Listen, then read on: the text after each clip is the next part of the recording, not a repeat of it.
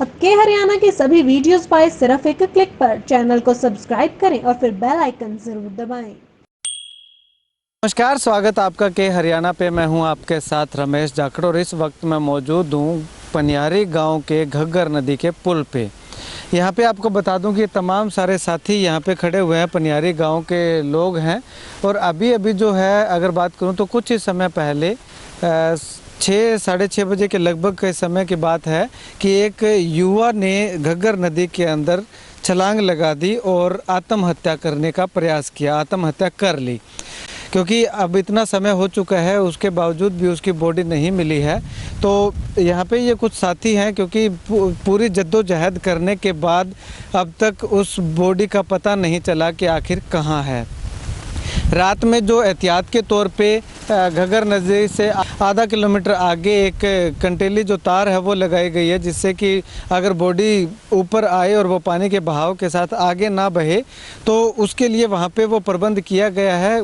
गांव के लोग जो है, परिवार के लोग हैं, वो कश्ती भी लेकर के लेने के लिए गए हैं, बेड़ियाँ भी लाने के लिए सिरसा गए हैं, यानी कि मंगवाई जा रही है। और ये तमाम साथी जो है यहाँ पे अरे पे बैठे हुए हैं कि जैसे ही अगर लाश ऊपर आती है या उसका जो बॉडी वो ऊपर आती है तो उसको निकाला जा सके और उसका अंतिम संस्कार किया जा सके। एक बहुत दुखद घटना इसको मैं कहूँगा। 25 साल उम्र उस लड़के की बताई जा रही है और उसके बड़े भाई जो है हमारे साथ मौजूद है, उनसे जानते हैं। भाई साहब, अगर बात करें तो ये सुसाइड जो किया गया है, क्या रीज़न रहा होगा? क्या मानसिक तौर पे परेशान? वैसे ही उनके ना शुरू से ही चल रहा है, उसके दिमागी तौर पे वो कमज़ोर था। उससे शुरू से ही चल रहा है कि वो बहुत कमज़ोर था, वो बोलने लग जाता था, किसी को गाली निकालने लग जाता था। वैसे मरने की तो कभी आज तक बात ही नहीं की, 25 साल हो गए हैं। बस वैसे पापा मम्मी के जाने के बाद वो ज़्यादा ही वो डिप्रेशन में था, इसलिए उसको बस 2 दिन हुए हैं। कल उसको दवाई दवा के लाए हैं वो सिरसा से हॉस्पिटल, सरकारी हॉस्पिटल से। आज बस वो घर में ही थे। 2 मिनट ही वैसे सही बातें कर रहे हैं। सिस्टर आई हुई थी, उनसे बातें की, और बेटे वो पुराना आया हुआ था, उससे भी बातें की। बस वो बातें करते करते वो 2 मिनट में इधर बाहर बूर चला के हमने कहा कि ठीक है अब जाएगा, कोई बात नहीं है। मैं दुकान पे चला गया, मेरे पनियारी वो अड्डे पे शॉप है, वहाँ चला गया। बस वो आता हूँ मैं 2 मिनट में मेरे संदेशा पहुँच गया कि वो छलांग लगा गया नाली में। इससे आगे मेरे को कुछ भी नहीं पता है। एक साथी और हमारे साथ है। भाई साहब, अगर बात करें तो आज अभी आप पहरे पे बैठे हुए हो, यहाँ पे तमाम युवा साथी जो 10 से 12 लोग हैं, तो पूरे रात भर जाग करके उसको क्या क्या और इंतजामात किए गए हैं?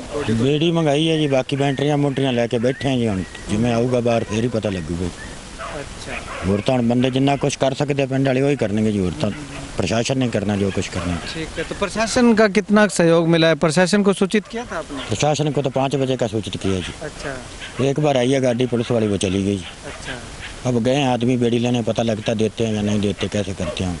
अच्छा, चलिए, अभी यहाँ पे इस गांव के अंदर एक पत्रकार हैं जो कि न्यूज़पेपर के अंदर पत्रकारिता करते हैं। सर, अगर बात करें तो ये मामला कब का है, पूरा मामला क्या है, और प्रशासन की ओर से और पंचायत की ओर से या गांव वालों की ओर से क्या कुछ इंतजामात यहाँ पे किए गए? ये मामला 5 बजे का है जी। 5 बजे अनाउंसमेंट हुई थी गांव में भी एक लड़का नदी में डूब गया है, तो उसको निकालने के लिए जो भी गोताखोर है, वो जो जिसको मतलब गोता लगाना आता है वो आके उसको निकाले, ये आवाज़ लगाएगी। अच्छा। और गांव के ही गोताखोर हैं तीनों ही, और वो ही इसको कोशिश करने ढूंढेंगे। अच्छा, कितना समय तक उन्होंने कोशिश की ढूंढने? लगभग 3-3.5 घंटे, और अंधेरा हो गया। अच्छा। अंधेरा हो गया तो फिर उस अंधेरे में उसको नहीं ढूंढा जा सकता। अच्छा, तो गोताखोरों की कोशिश करने के बाद बॉडी नहीं मिली, तो क्या अनुमान लग रहा है? बॉडी आगे गई है या नीचे घग्गर नदी के बिल्कुल नीचे तलहटी में जा घुसी? ये ऐसा है जी, जब कोई नदी में डूब जाता है तो कुछ टाइम बाद, कुछ घंटों बाद वो मतलब बॉडी ऊपर उठती है, तो उसके लिए पहरेदार बैठा दिए गए हैं। जब वो उठेगी ऊपर तो उस टाइम पता चलेगा। चलिए, गांव के सरपंच अभी हमारे साथ मौजूद हैं। सरपंच साहब, अगर बात करें तो जैसे ही युवक जो है वो नदी के अंदर गिरने की सूचना मिली, उसके बाद में किस तरह के एहतियात बरते गए थे और अब क्या कार्रवाई की गई है? देखिए, जैसे ही हमारे को पता चला, जैसे गांव के जैसे उस टाइम मौके पे हमने गोताखोर बुला लिए, और गोताखोर उस टाइम से जैसे लगे हुए हैं। अभी गोताखोर अभी थोड़ी देर पहले हटे हैं, तो पूरी कोशिश की उसको ढूंढने की। तो बाकी उस युवक की एज जो 28 साल के लगभग थी, और वैसे मानसिक तौर पे जैसे थोड़ा वो परेशान था, तो उसकी दवाई वगैरह काफ़ी टाइम से चल रही है। अच्छा। हाँ जी।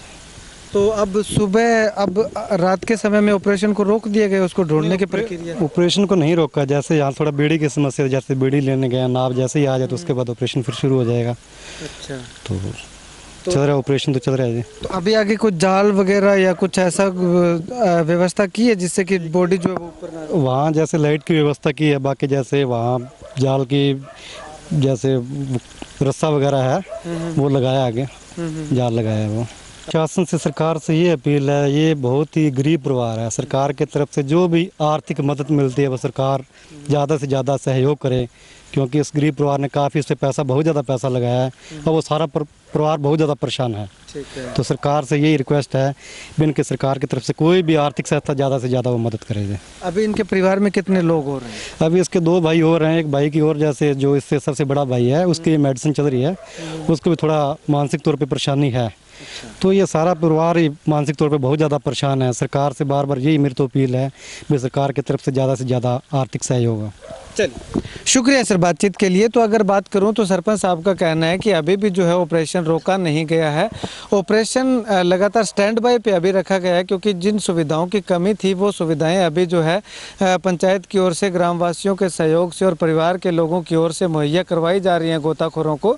बेड़ियों की बात करें तो बेड़ियाँ जो मंगवाई गई हैं, और अगर बात करें तो कश्ती का भी इंतजाम जो किया गया है। और रात के समय में इस नदी से अगर बात करूँ तो आधा किलोमीटर, पौना किलोमीटर आगे चल के जो है वहाँ पे तार वगैरह लगाए गए हैं, जिससे कि अगर बॉडी बाय चांस ऊपर आती भी है तो वो पानी के बहाव के साथ आगे ना जाए। तो ऐसे में इसके साथ ही अगर बात करूं तो जो युवक ने आत्महत्या की है, उस युवक के माता पिता का भी देहांत हो चुका था। 3 भाई केवल घर में रहते थे, उसमें से एक बड़ा भाई जो है वो भी मानसिक तौर पे परेशान चल रहा है। तो ऐसे में गाँव के लोगों की ओर से सरपंच साहब ने ये मांग की और परिवार के सदस्यों ने भी ये मांग की है कि अगर प्रशासन कुछ आर्थिक उनकी सहायता कर दे तो उनका जो गुजर बसर है, उनके 2 भाइयों का, जिस भाई का इलाज चल रहा है उसका पालन पोषण भी अच्छे से किया जा सकेगा। कैमरा सहयोगी सुनील के साथ रमेश जाखड़ के हरियाणा।